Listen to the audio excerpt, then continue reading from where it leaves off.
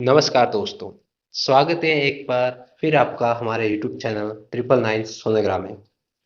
आज हम आपको बताएंगे कि आखिर परशुराम जी ने क्यों अपनी ही माँ का सिर काट दिया था।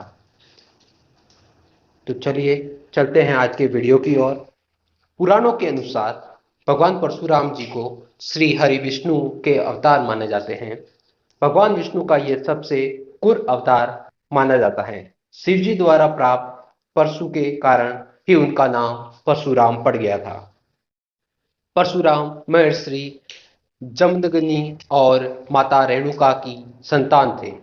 परशुराम उनके सबसे छोटे कर लाडले पुत्र थे। पांचों भाइयों में परशुराम ही सबसे तेजस्वी और न्यायपूर्ण योद्धा थे। धरती पर उसके जैसा योद्धा कोई नहीं था। परशुराम अपने माता पिता के सबसे लाडले और आज्ञाकारी पुत्र होते हुए भी उन्होंने माता का सिर काट दिया था। आखिर उन्होंने ऐसा कठोर कदम क्यों उठाया या ऐसा क्यों करना पड़ा उन्हें? उनकी माता के जीवन से बढ़कर क्या था उनके लिए? आगे हम इस बारे में विस्तार पूर्वक जानेंगे। परशुराम के पिता जगमदत्त बड़े ज्ञानी और तपस्वी थे। उन्हें सभी प्रकार की सिद्धियों का ज्ञान था। परशुराम अपने पिता की आज्ञाकारी पुत्र थे और पिता की हर आज्ञा को पत्र की लकीर मानकर हर हाल में पूर्ण करते थे। माता रेणुका से हो गई थी यह एक भूल और महर्षि जमदग्नि हुए क्रोधित। एक बार की बात है, ऋषि जमदग्नि के स्नान के लिए पत्नी रेणुका नदी में पानी लेने के लिए गई। वहीं कुछ दूर एक राजा चित्र भी स्नान कर रहे थे। राजा चित्ररथ को देखकर वह काफी समय तक वह उन्हें ही स्नान करते देखती रही। उनका मन विचलित हो गया और भूल गई कि उन्हें अपने पति के लिए स्नान का पानी ले जाना था। काफी समय हो गया। महर्षि जमदग्नि पत्नी रेणुका की प्रतीक्षा में बैठकर इंतजार कर रहे थे।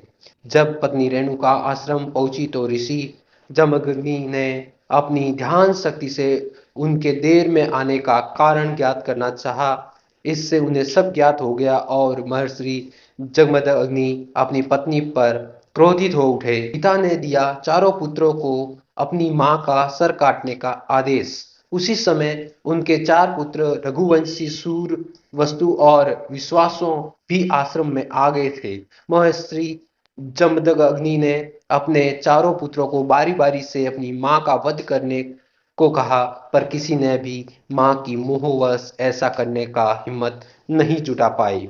किसी ने भी पिता की आज्ञा को नहीं माना और सभी पीछे हट गए, क्योंकि हिंदू धर्म ग्रंथों के अनुसार किसी भी स्त्री की हत्या को बहुत बड़ा पाप माना गया है और यही अपनी मां का वध करने की बात थी। लेकिन पिता आज्ञा का विरोध करना भी एक बड़ा अपराध है। चारों पुत्र समझ नहीं पा रहे थे क्या करना उचित होगा। जब ऋषि के चारों पुत्रों ने अपनी आज्ञा को नहीं माना तो अपने चारों पुत्रों की चेतना बुद्धि और विचार नष्ट होने का श्राप दे दिया। परशुराम ने ही अपनी पिता के आदेश को क्यों माना? वह थोड़ी देर में परशुराम भी आश्रम आ गए। परशुराम को देख महर्षि जमदग्नि ने अपनी मां की और अपने चारों भाइयों का वध करने का आदेश दिया। अपनी पिता की आज्ञा पाकर उन्होंने अपनी माता और चारों भाइयों का वध कर डाला। यह देख ऋषि जमदग्नि काफी प्रसन्न हुए और परशुराम से वर मांगने के लिए कहा। परशुराम जानते थे कि उनके पिता बहुत बड़े ज्ञानी हैं और सभी प्रकार की सिद्धियां प्राप्त हैं। उन्हें अपने पिता की बातों से पूर्ण से अवगत था कि वह अपने पिता के आदेश मानेंगे तो उनके पिता उन्हें मुंह मांगा वरदान भी देंगे।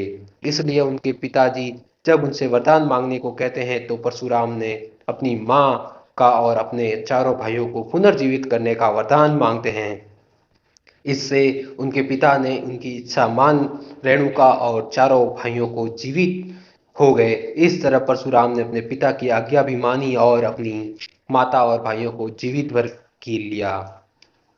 परशुराम ने अपनी पुनः जीवित मां हत्या पाप के लिए किया प्रायश्चित, परंतु माता तो पुण्य जीवित हो गई पर उन पर अपनी मां हत्या का पाप चढ़ गया।